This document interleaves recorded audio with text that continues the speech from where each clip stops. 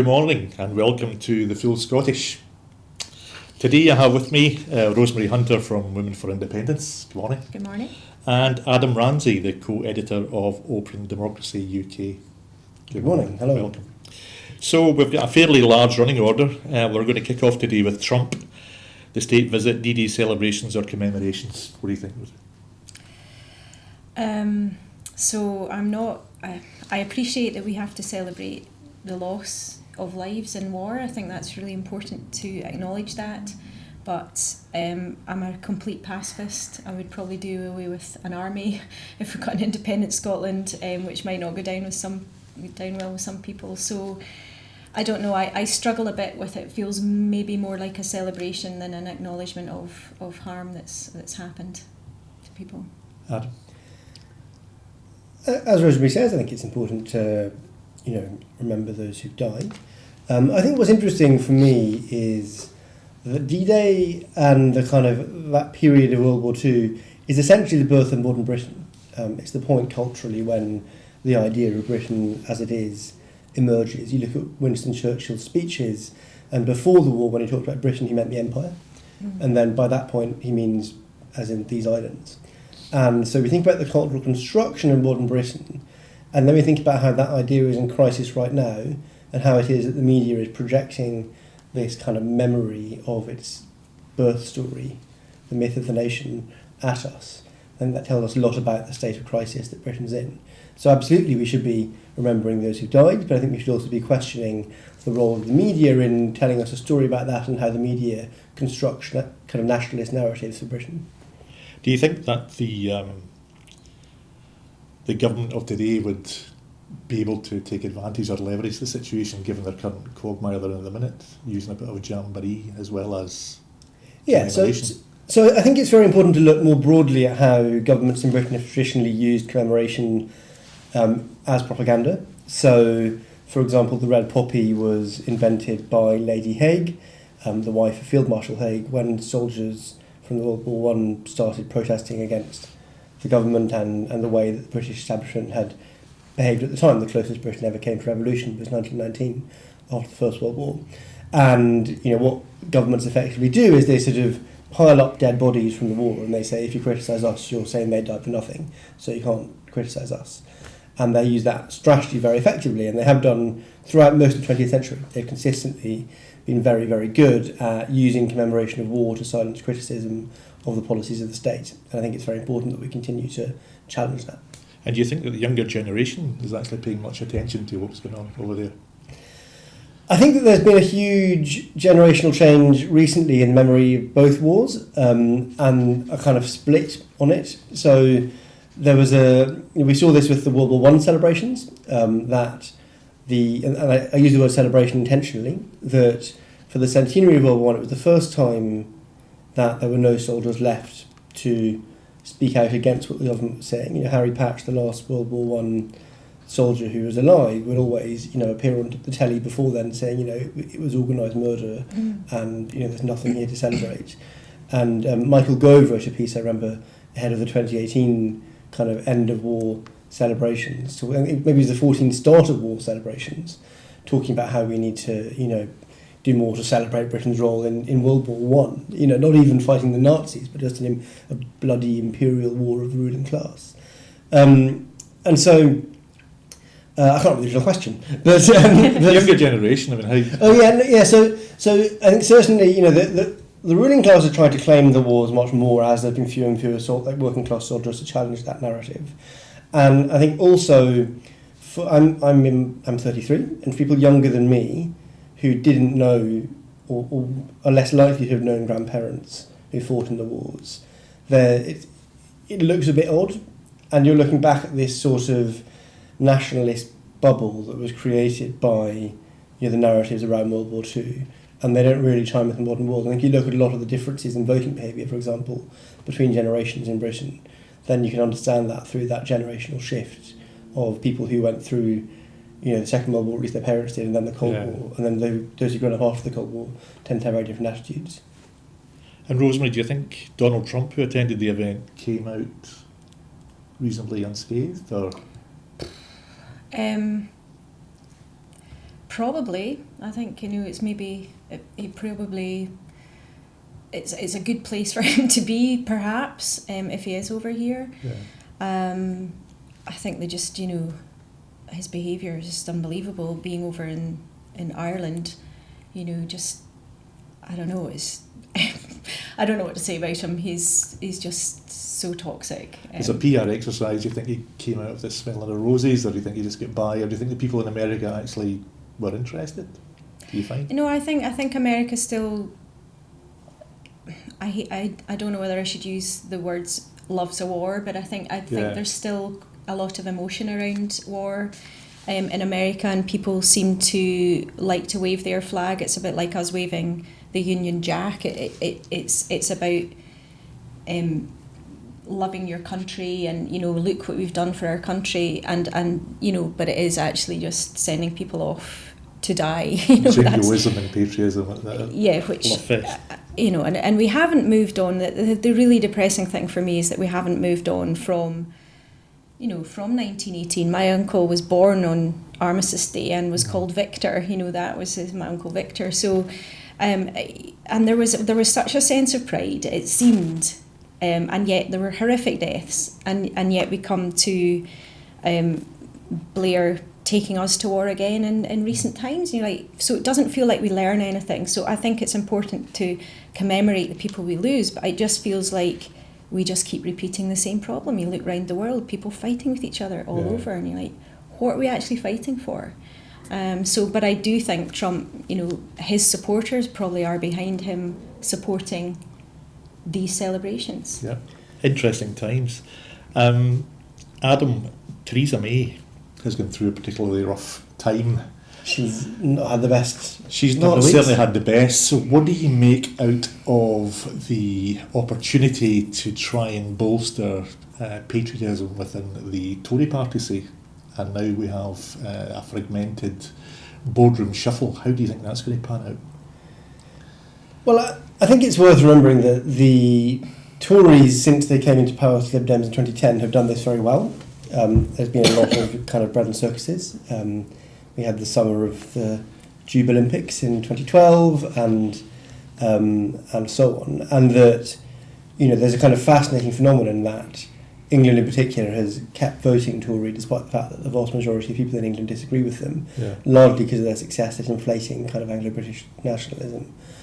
And has Theresa May, Theresa May as Home Secretary played a key role in that, architect of the hostile environment, adding legitimacy to all the sort of racist ideas about immigration through government policy, through her racist bans, etc. And, after years as Home Secretary and then Prime Minister of brutally bullying the most vulnerable people in the country, she's finally going to be gone. And I think it is worth pausing to celebrate that fact. Although she won't be replaced by anyone better, we should take a moment to, cheer the fact that this horrific racist Prime Minister is standing down. Do you think you should take any... when she stood on the podium and burst into tears, do you feel sorry for the lady? No. That, given the pressure, obviously it's a fairly difficult job to do, but do you have any sympathy for her? It felt like crocodile tears to me. I couldn't actually watch it. I just, for all the reasons you've just mentioned, for her behaviour, before she was Prime Minister, the legislation that she was fronting really made people suffer. And yes, it's a hard job, but she took it on. She's had her opportunities to leave many times before now, and yet she hung in there. There's almost, nothing would make her go. She's literally been shoved. She did not go voluntarily. So, it's upsetting for me as a feminist who would love to see a really good female Prime Minister in a role. And you look at what other women around the world, New Zealand Prime Minister is doing, and she's got some great new ideas, and she's a real someone that young women can look up to. And what really worries me is any young women in Britain look up to Theresa May and think, well, I can do that, or I want to be like her. That really fills me with dread. we had a front cover maybe last year of the Three Graces, and we had Ruth Davidson. Arlene Foster and Theresa May. And it was always brought up in a generation whereby my mother always said if women were in charge, certainly things would be a lot better compared to the establishment that we've had for the past, God knows, many hundred years. What do you think about, obviously being Women for Independence, about these three individuals who are trying to drive the narrative for the country? Even though Theresa May's handed in a notice, they still have an effective power. Yeah, well, it's still good there are women in power. I think it's good that women have made it to that level. Ruth Davidson just flip-flops left and right. Right now she's supporting Javid for the top job, who of course is very pro-Brexit, and yet she campaigned for Remain, and she was very pro-Remain. All the literature and all the quotes you have from that time suggest that's that she could see the value of us remaining in Europe. So I don't know. I have mixed feelings on this, because I still think it's good that there are women there, and there's a few light moments have happened over the years. You had the time when Andy Murray, I can't remember which game he was about to play in the final of, but there was a couple of tweets going round from Nicola to Ruth going, and I can't remember, I think it was Kezia as well, all three of them, and they will come to my office and we'll watch the game, so it's nice that there can be that kind of camaraderie at times, but you've still got to unwind that and think, but this is what you stand for. You vote for the rape clause, you've not voted against that, you've voted for austerity, you've helped create the Britain we have at the moment because you haven't stood up to your Westminster colleagues. So, yeah, I think it's just politicians in general. It is, yeah. Have to do with feminism. And talking about, between the three, Farage and Boris Johnson, I mean, can you imagine them being in a love fest with a future government? I think it's worrying times. I mean, if you'd asked me a year ago who was going to be the next Tory leader, what I'd have said is that every Tory MP knows that Boris Johnson can't be trusted, is a serial liar, doesn't do his homework, is up close, is a very unimpressive figure. So why does the Tory membership believe him to be the favourite to become Prime Minister? Well, what's interesting is that I think we're seeing the same phenomenon in a sense as we saw with Theresa May's ascent to Prime Minister, which is that these are both characters constructed by the tabloid press. So Theresa May was essentially the Daily Mail's candidate for Prime Minister, and although Tory MPs kind of knew she had no charisma and that she wasn't going to do a great job, they had to accept that they were doing what the Daily Mail told them to.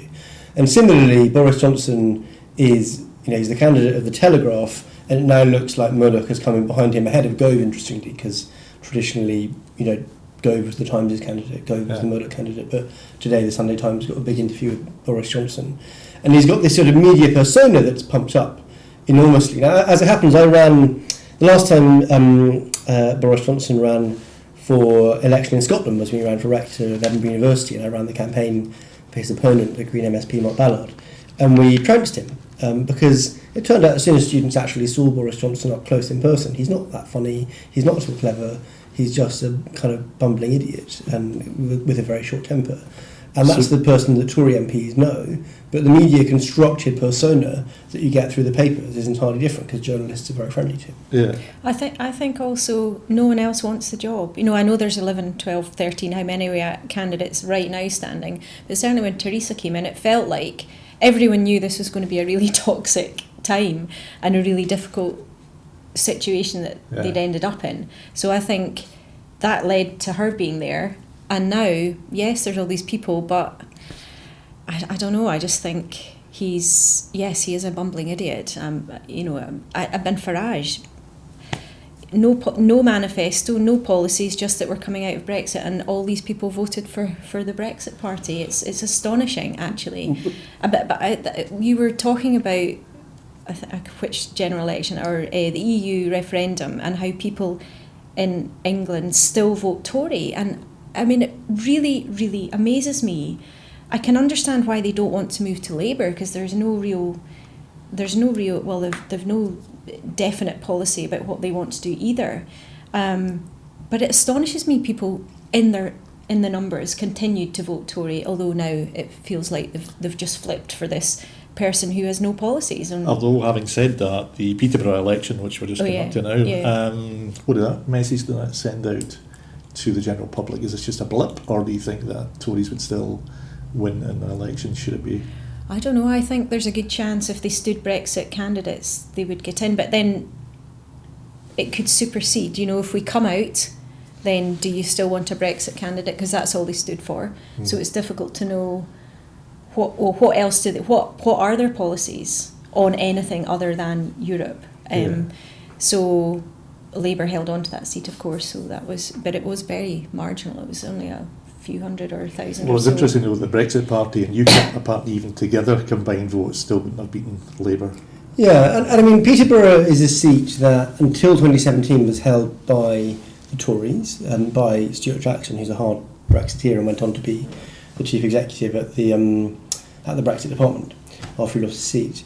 And so, and Labour, although it was very marginal, they did put the majority up, so it was even more marginal above the Tories last time, and then they had a still quite marginal result this time, but they did manage to hold it, which, given that their previous MP had been sent to jail, I do think it's quite impressive. True. And I suppose what that tells you is a few things. Firstly, UKIP always really struggled to get seats under first past the post because people would actually vote against them. So while they can get seats in European elections which are proportional, for the reason Farage couldn't be elected MP is that everywhere he stood, people would rally around the next place candidate to beat him, because most people in most of the country don't support in most of the UK don't support his far right politics, and that's been true even when he's chosen a seat, the most favourable seat he can think of in the country for him. He is still lost because most people have rallied around to stop him, and that's worth remembering. And that should give us some hope.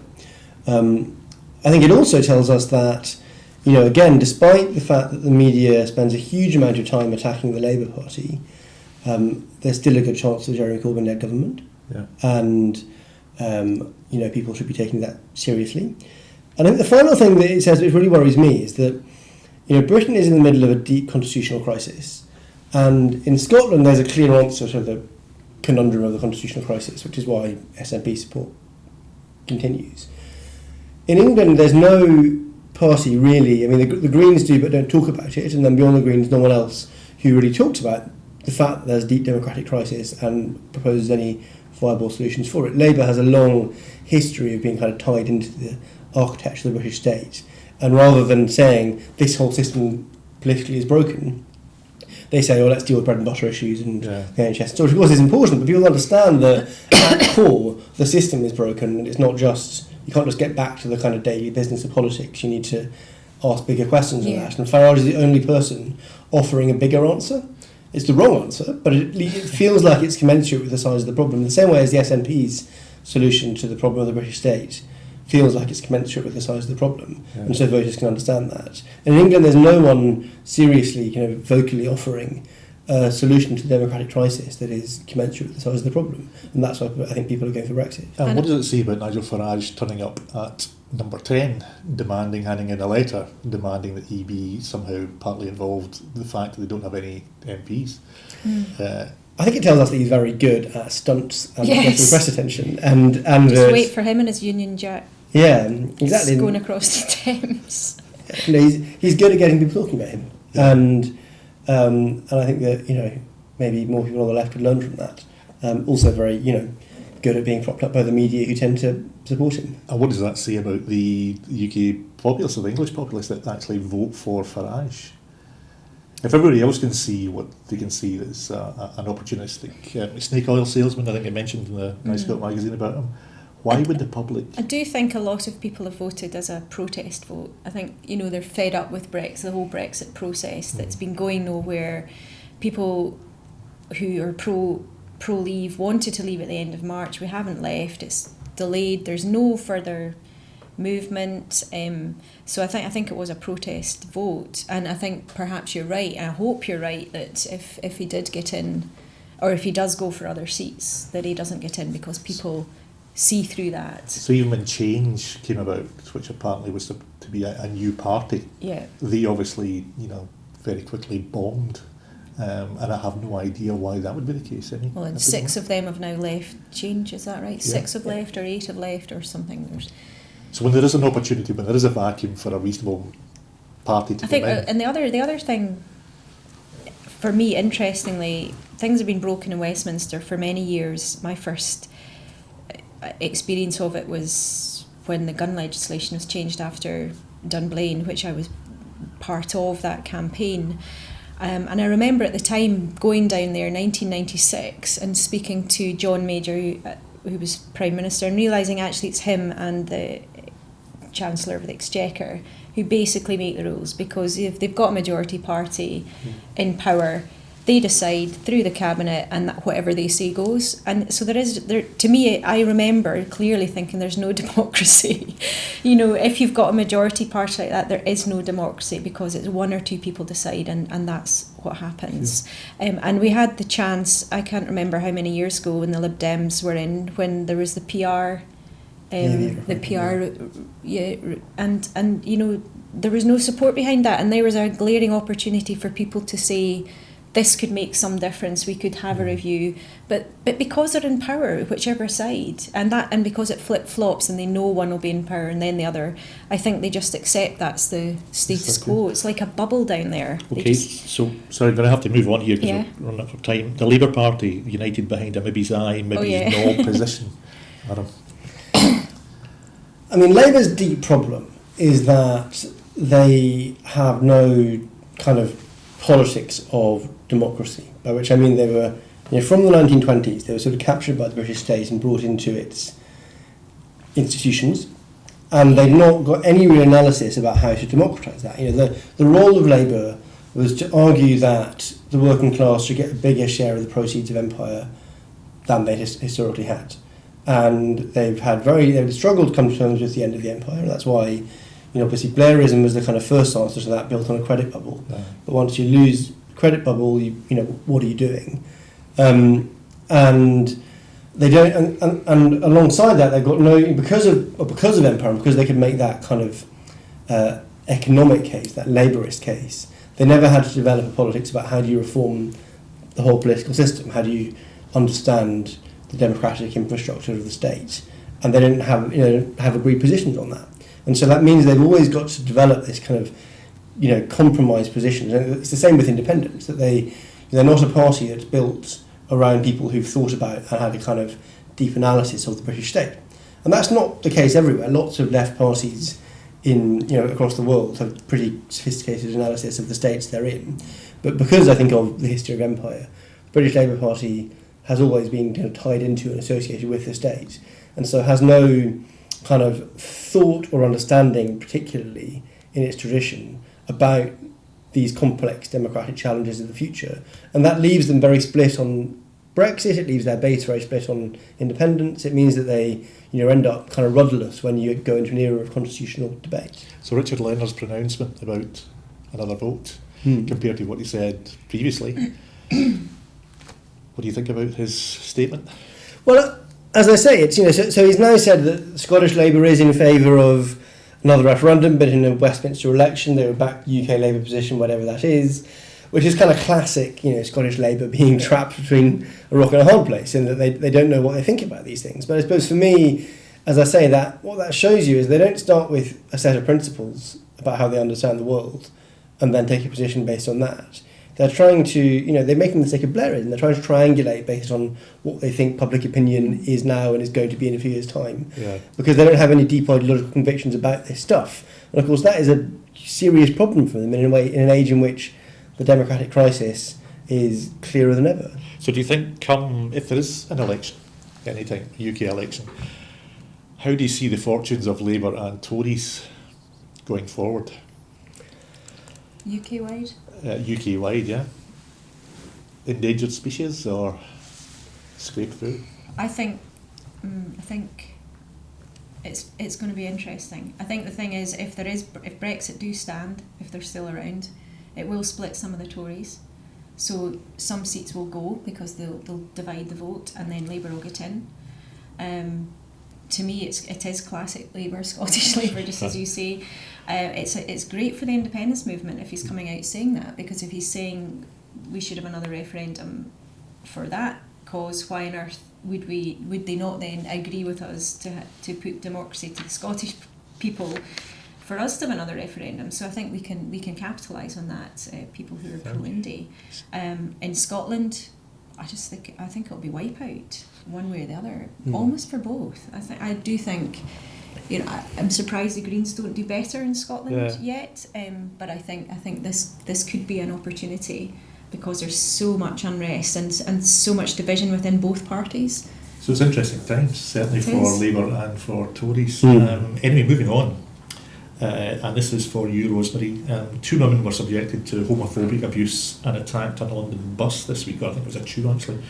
Is it time to re-examine to what extent the rise of the far-right populist politics makes it permissible to racist, sexist and homophobic thugs to indulge in acts of abuse and violence? It's horrific, these events, and you're reading about them almost on a daily basis, I think. And it's been whipped up with the EU referendum because they focused entirely on immigration and saying how, immigrants were the cause of all evil. So anyone who doesn't look like you is automatically a bad person, and therefore, and you're getting the Daily Mail headlines just pumped week after week coming up saying, bad person, which of course is nonsense. It's refreshing to some degree that in Scotland we haven't seen it to the same level, but there are still a lot of instances here too, and I think we've got to be aware of that. And I think it's really important that our MSPs across the board call this out and say it's not acceptable. It's just extremely disturbing for me that these events are happening on such a regular basis. Sure.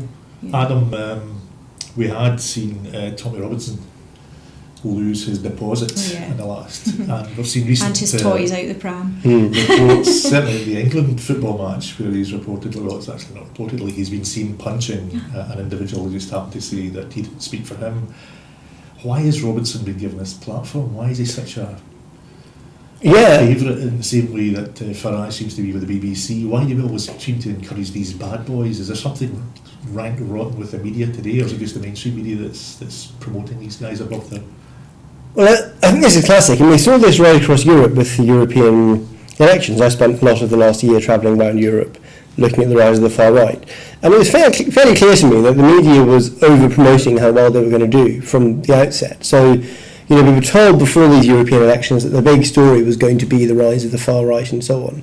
And I spent a long time travelling around, Central Europe and Northern Italy and so on. And while there were worrying stories, absolutely, particularly Italy was very worrying, in general, that wasn't the main trend. The far right did okay, but the real growth was in parties like the Greens and various Liberal parties and so on. It wasn't nearly as much the far right as we've been told it was going to be. And Tommy Robinson is a classic example of this. And I suppose for me, what that tells you is that a lot of the far right, and you see this with Tommy Robinson's funding and his media coverage and so on, we're always told that the far right base is kind of angry working class people, and that this is a working class phenomenon, when really it's a phenomenon that's inflated by an oligarch-owned media. They're funded by the mega rich, and I spend a lot of my time investigating where these people get their funding from, and the answer is, billionaires. Yeah. And this is a phenomenon driven not sort of through the anger of the working class, although working class people are rightly very angry, and of course, lots of people throughout society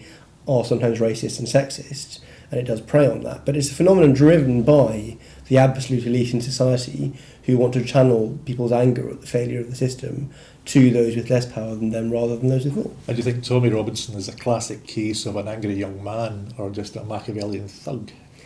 I think he's the case of someone who's being used as a pawn. Tommy Robinson has a very expensive house that, was funded from who knows where, gets enormous coverage online, and clearly has some very wealthy backers. And he's being used by people to channel anger at migrants and Muslims and women and LGBT people rather than at the elites. So how does society tackle people like Tommy Robinson?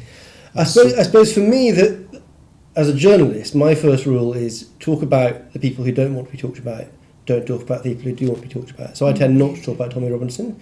I tend to try and talk about the kinds of people who fund him, the billionaires, the media owners who are promoting him, and I try to avoid talking about people like him and Steve Bannon, who are often used as the faces of these people to distract from the kind of broader social processes going on. So how did we come to the situation whereby two women on a bus? I mean, I understand it's just a single incident there, but it seems to be more and more happening. That violence has been perpetrated. It's divide and rule, isn't it? You know, you've got... You think it's been orchestrated? Well, not that particular incident, but I think enough messaging is sent out to say, you know, which and it's happened. I went to the theatre this week to see the Cheeviot, the Stag and the Black Oil, which was written in 1973, and they've updated the version. But it's been the same all the way through. You know, it's whoever the elites are at that point, who whatever they want to do and whatever they want to achieve, they'll make sure there's some kind of divide and rule further down. And so instead of us grouping together and saying this is what should happen as a population, they get us fighting against each other. And these are the sort of outcomes. And you know that both Robinson on one side and someone getting attacked in a bus on another. Okay. And I think specifically it's really important to understand the role that gender and homophobia play in the far right. And again, so one of the things I spent the European elections specifically investigating the links between ultra-conservative, sort of essentially anti-women, anti-LGBT groups and the far right, so the Catholic Church and the far right, and kind of ultra-Orthodox religious groups in the far right.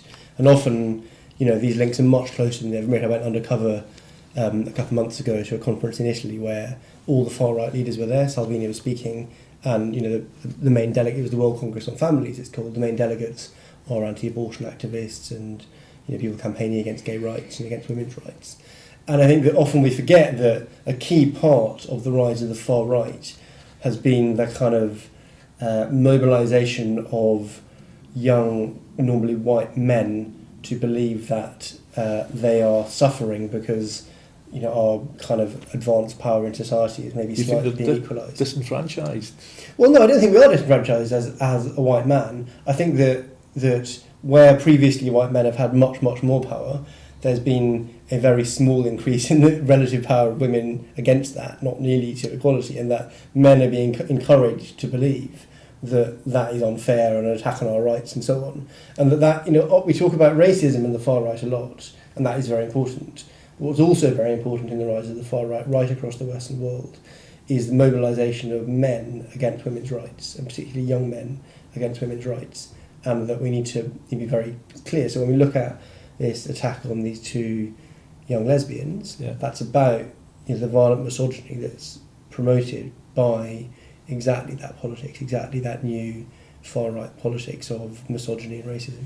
Okay, which moves us swiftly on to a high-profile criminal case in Scotland this week, which has once again brought into focus the way women are treated by the criminal justice system. Is prison the best punishment for those who do not present as a violent threat to society, given what we've just spoken about there, or why does Scotland imprison so many women, and are there better solutions with better outcomes, you think? Yes. So Women for Independence are obviously completely tied up in this case with Natalie McGarry now have been sentenced for 18 months and I read this morning that she's appealing that particular sentence. But prior to any of that coming out in the media or happening, Women for Indy had campaigned successfully to not for the super prison that was going to be built in Greenock not to go ahead. So that was 70 million that was about to be spent on that. We've campaigned heavily to try to reduce women going to prison at the moment, and this started in 2015. Our campaigning, and at the time 80% of women who were in prison were on remand. Also roughly the same number, 80%, are there for other reasons, for example drug addiction, alcohol, other issues, mental health issues are massive. So, and we continue to send these women. Now we worked really hard on this, and we got an SNP resolution passed at conference to say women shouldn't be sent to prison if their term would be 2 years. The presumption was for 2 years or less. So that was actually passed. New legislation is coming in, and of course the what about the men, which always comes up when you're trying to challenge any kind of women's justice issue or women's issue. But Michael Matheson did consider the men in this, and so the presumption will be a year or less. You will not now go to prison. We had aimed at 2 years or less, in which case Natalie McGarry wouldn't currently be going to prison. Our stance has always been we don't think it's the right place. I'm not sure what anyone thinks this serves. I can't, clearly what happened was completely wrong, and from our point of view, we had a lot of people who put money in who probably couldn't really afford to do that, and yet they wanted to support our cause. So that's really difficult for us to accept. But putting someone to prison for that, isn't a resolve for me personally, and I don't think for our organisation. But if you're trying to reduce women in prison and men, and we have the highest prison population in Europe, I believe, both men and women. In Scotland or the UK? Scotland is higher than the UK, and the UK is only just behind Scotland. And the predominant women, are they in there incarcerated for non-violent? Oh yes, so you've got crimes? a tiny number of women who are in for violent crime, and some women have to go to jail because they've done something horrendous. Yeah. And as someone said yesterday, you wouldn't normally go to prison if you're pregnant, but if you'd murdered 10 people, yes, you would have to go to prison. It's not like we're saying someone who's violent shouldn't go. But to me, I would much rather there was some kind of repayment to society. So community service, doing things that would somehow make it better for what you've done, rather than just going. And I mean, think of the cost of sending think of what it costs to send someone to prison. It's like 50,000 at least per annum. Yeah. How could we use that money better? So there are various projects throughout the whole of Scotland where people are working with women on to try and stop reoffending, and also. But sheriffs need to know these projects exist. They need to know that they have other options than to send someone to jail, that you can send them to somewhere that will work heavily and support people to get through whatever issues there are, and to try to reduce reoffending. The Glen Isla project, for example, in Angus is really successful, and I know Humza has been to visit that and is very supportive and can see the benefits of that. Another colleague who runs a charity where they work with young women who've been involved in the justice system, and it's so they'll get so many hours per day potentially that they have a support person with them who can help them on different issues. And if that's to help them come off drugs or alcohol or whatever, or support them into work, volunteering, whatever, it builds that confidence and hopefully gives them a way out. So for me, we absolutely need to fund this and fund this properly. So there's no point saying let's reduce the women going to prison without putting in the money to solve that problem, if you like. So for me, I think it has reignited that desire for us to keep pushing for change on that. Adam, rehabilitation over incarceration. I mean, I think that the bottom line is that prison doesn't work, and sending people to prison makes them more likely to reoffend. I think You're talking specifically non-violent offenders. I think so a few years ago, I would have been a prison abolitionist. I think there are some people who are. So most violent offences happen within the home and in particular contexts where I think you need to remove people from the context which makes them violent. That doesn't even necessarily mean that prison is the best solution to that. I think generally I see these as social problems, and the society needs to find better ways to accept responsibility. Sometimes that does mean, physically removing someone from the community, which, but I would make prisons much more comfortable if we're going to do that. Okay. The reason I changed my mind was the financial crisis. I think that maybe, some very wealthy, powerful people, prison does work as a deterrent in a way it doesn't for most kinds of crime. But I think it's also worth reflecting more generally on the state of debate about prison in Britain. So British prisons, as you say, so Britain's got the highest incarceration rate in Europe, and Scotland's worse than the rest of the UK.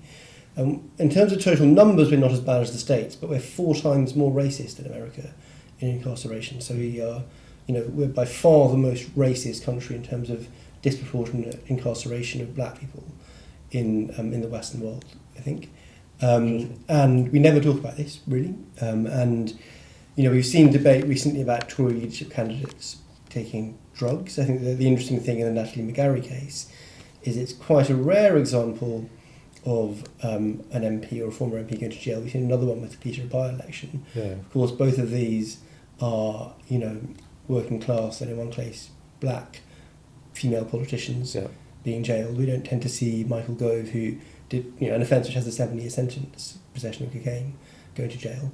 And that tells you a lot about the way that these crimes are policed. Yeah. Absolutely, they've both committed crimes and right to find them guilty, but the fact that, they get treated one way and then another set of our politicians get treated very differently, I think is important and tells you a lot about the nature of policing and discrimination within policing. Do you think this has anything to do with Theresa May's hostile environment that she created several years ago? Yes and no. So Britain's problem with imprisoning black people in particular goes back a long way before Theresa May. There's been long-term attempts growing particularly out of the 70s, but also predating that, to criminalise black communities in the UK. And I think we need to understand the deep causes of that, which again are about empire. They're about the fact that we encourage lots of people to come here by going to their countries and plundering them and then taking all the wealth here, and then often literally encourage them to come with Windrush and so on. Yeah. And then we criminalise those communities in order to keep wages down, in order to divide and rule, but also, so that you had a kind of a working class base that you could employ but and pay very little to, and so on. And the police have played a key role, absolutely, in marginalising those groups. So do you see any change? I mean, this week also saw concerns that the Home Office discriminated against people from Africa, the Windrush generation, turning down visa applications, giving them their actual visa applications. And this year again there's concerns about granting visas for writers and artists coming to the Edinburgh Festival. I mean, do you see this being nipped in the bud, or do you think this is just going to be with us for a while? So immigration plays a really interesting role in modern political debate. I was in Hungary in November for a week, where political debate is obsessed about immigration. Everyone talks about it all the time. I was out in the northeast of Hungary interviewing people in remote areas where everyone obsesses about immigration. No one moves to Hungary. No one can speak Hungarian. There's not many jobs. The wages aren't great. People, the only time they've ever moved to Hungary was to try and get through Hungary to Germany. And no one does that now because there's a war. But political debate is entirely dominated by discussion about this non-existent phenomenon. So I think we need to understand it in a sort of postmodern way, in the sense that it's a debate about a fiction. It's not, concern in Britain about immigration geographically is inversely proportional to incidence of immigration. So places with no immigration has much higher concern than places like London or Glasgow, where there are more migrants, for example. And so what that tells you is it's construction of political debate rather than reality. It's construction of our media, of our elites, of our establishment, rather than people's actual lived experience. And if you go to places where people are concerned about immigration, which I often do, and you talk to them about it, and you say, so what's your experience of that? What you quickly get to is actual material concerns that are not in any way related to immigration or to racism. And, we do have deep problems in the country with racism, which grows out of our imperial history and a long history of being told that by being white and British, we are superior and we are entitled to resources. So I suppose the root cause is there's somebody has a vested interest to promote this. You're talking about the papers being a PR company for Theresa May and the Tories. Yeah. So do you know who benefits? Well, I mean, the whole Brexit, I keep calling it that, yeah.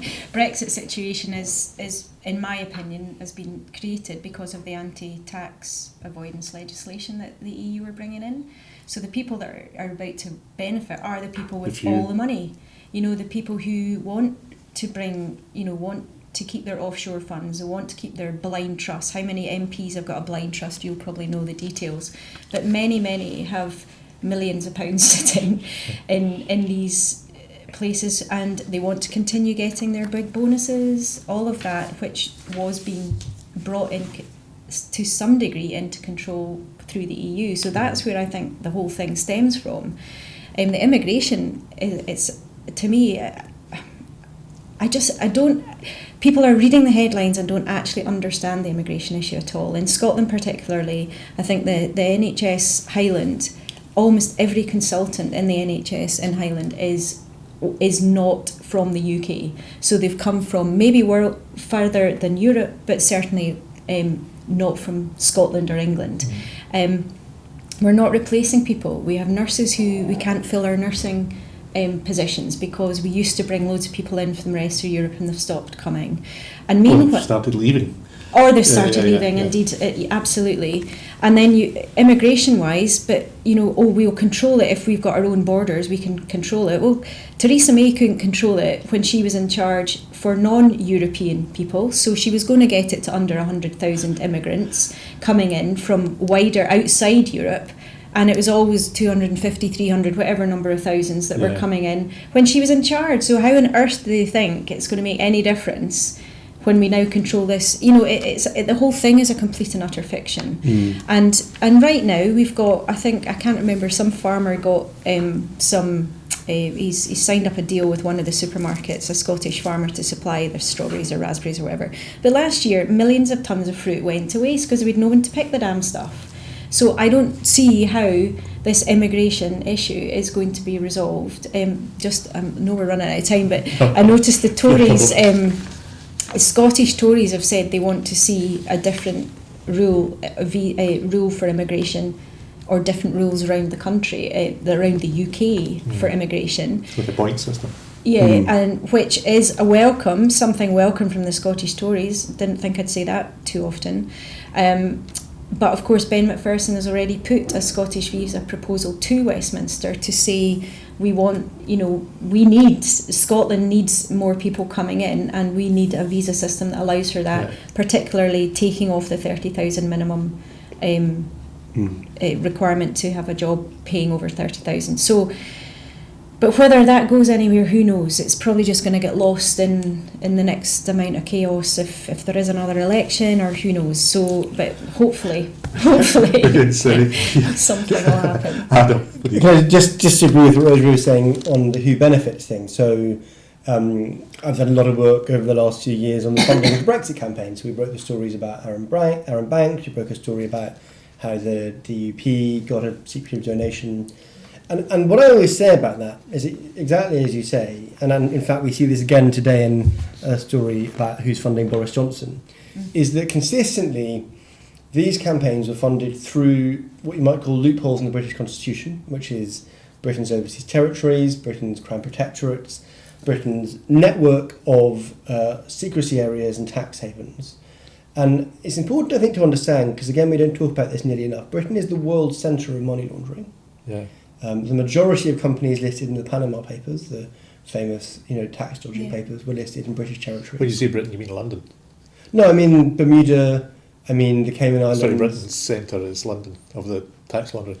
Well, so London has a network of overseas territories and Crown Protectorates in Gibraltar and the Isle of Man and Jersey and Guernsey, and absolutely London's at the centre of that, and London itself has an important role to try and get our heads around probably another day in that money laundering. But I also mean the Cayman Islands, Bermuda, which are all British territories, of course. Just people always say the Falklands are British. They don't tell you the Cayman Islands are equally British. And all of the money, all the dark money in the referendum, pretty much came through these various loopholes in the British Constitution, which are the same ones as used by Russian oligarchs and Mexican drug lords and American gangsters and Italian mafia and so on to launder their money. And I don't think that's a coincidence. And the top 5 newspaper owners in the United Kingdom, I take it that they're all domiciled offshore. Well, similarly, so for me, what we're seeing is that after the 2008 financial crisis, capitalism went into a new phase. So neoliberalism was all about kind of privatising. So colonialism, they conquered the world geographically, then they ate up their own states and privatised welfare states and so on. And they had this kind of like consumerist capitalism where they lent us all money so we could buy stuff off them. And then the cleverer of the kind of mega rich realised that was coming to the end. And what they've been doing is squirreling away their wealth offshore. And then, as they flish around offshore, they build borders for the rest of us to imprison us in borders. Yeah. So you have this kind of relationship between oligarchs who own our media and who are now increasingly buying our election campaigns and pouring money into our politics from these offshore spaces, and who think of themselves as global and then promote at the same time these deeply nationalist campaigns to divide us by borders. And the banks, they own the banks, of course. They own, they're shareholders in a lot of the clearing banks around the world. So it's... You wouldn't be giving them any honours, which we're moving on to right now. Oh, yes, Honour system. Happy about it? I always think that the important thing about the honour system is the final two letters in most of the honours. Yeah. The BE.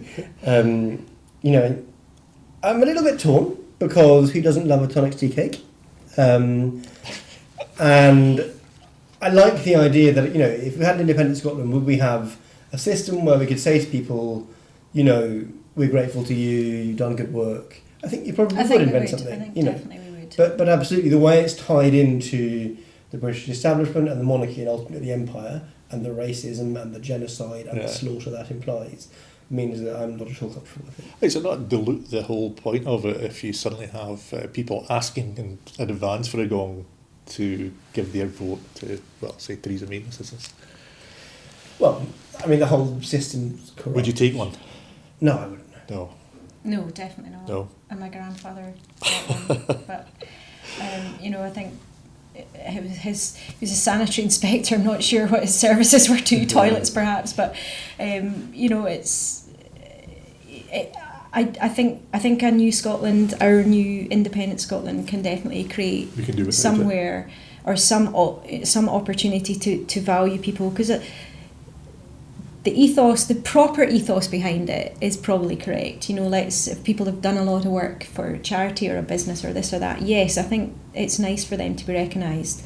But the system is so corrupt. Yeah. You can pay, here's £500,000 or £1 million donation. Oh, thanks for the knighthood. I'll get that back over time by pitching in for 30 seconds a day. My 300 quid a day is a knighthood. So I think the amount of corruption that's within it, and yes, I completely concur with your thoughts around that. So we're actually running out of time, I believe. I'm hearing echoes in my ears. A couple of minutes to go yet? Okay. So we'll probably end up on the Scottish women's football team, which will be hurrying back to try and catch at 5 p.m. tonight. Obviously, Women for Independence, you have obviously sponsored the shirt, I'm assuming, have you? Yeah, we should have done that. I have been promoting them a lot over the time. It's really exciting. I thought it was amazing that there were 18,000 people watching the game last week against Jamaica, which they won. Of course, all the media is again talking about, because it's England-Scotland today, so it's all about England and how England are going to win. They are ranked third, etc. And we're just the also-rans again. Yeah. So it'd be amazing if they could just take that one step and beat them. It's great to see success breeds success. Absolutely. Apart from this constant narrative that if I can make a point, it's that there's not enough women's sport listed anywhere in the newspapers or the media. We don't get it. It's ridiculous. Yeah. You have it's like 3% of all sponsorship is for women in sport. The airtime that they have is also really tiny compared to men's sport. And again, if we're looking for a healthy nation, promoting women, giving confidence, our young people need to see that. So so if I can make a plea, it's to put some women on the back of the sports pages, not just the football manager, male football managers. Adam. I'm so excited. I was at the Scotland-Belarus qualifier in Falkirk. I think it was great. And I've been following this a bit as they, I couldn't quite make it through to the final qualifier. A lot of my friends went, and I've got friends in Nice today. I was maybe going to go, but I couldn't quite make it again. But I'm still tickets. There's still tickets, and it's the first time Scotland's been in a World Cup since 1998, and it's going to be excellent. I think whatever happens, it's absolutely wonderful to see women's sport gradually beginning to become more high profile. But I do think, if there was a Scotland-England men's match today, it would be the front pages of all the Sunday papers. Yeah. And I would issue a plea to my journalistic colleagues to, treat the sport equally, regardless of the gender. And, Scotland's in its first World Cup in more than 20 years, and we should all be very excited about Yeah, that. the And goals did we that were valley scored, off yeah. from Prestwick Airport back in the day? The goals that were scored are actually very impressive. I mean, it's just the I don't know whether it's just the male attitude to female in sports that it's a man's game, but I'm quite impressed by the state of play, and I'm certainly for one going to be watching it. Absolutely, it was high quality football. I have one minor complaint, which is that I tried to get my partner an away strip, and they had JD Sports, with the official suppliers, had run out in her size, and in fact most sizes. This was 2 weeks ago, so I thought that was not great. It's not great, but maybe a good sign. It's a good sign. People are buying. It's a good sign that they had underestimated 50 left in the rack. In Exactly, yeah, that they'd underestimated demand. Yeah. I'm just hearing here that Broadcast Scotland are contemplating the idea of, is that right, fund or women's sports in general, not the team. Well, okay, if you get a crowdfunder, it may happen. So one probably last question for me, because I think we're getting close to our time, is that do you think nationalism, in the sense of, say, Scottish nationalism, is affected by success of sports, say women's teams or men's teams? Yeah, I think 2014 Commonwealth Games really provided a boost. It did. Because to me, the reason we didn't vote it last time is we weren't confident. There wasn't enough confidence that we could do it. We weren't confident in the people we have here. Somehow we thought Westminster could do a better job. So anything that builds confidence, and I think sport's such it creates so much positive energy if we're doing well. I think definitely for me, positive things in sport will... Positive thought. Yeah. Scotland's very interesting because it's, other than the other home nations in the UK, they're the only countries in the world that don't have their own state, but do have their own international sport teams. Whether that's rugby or football or whatever.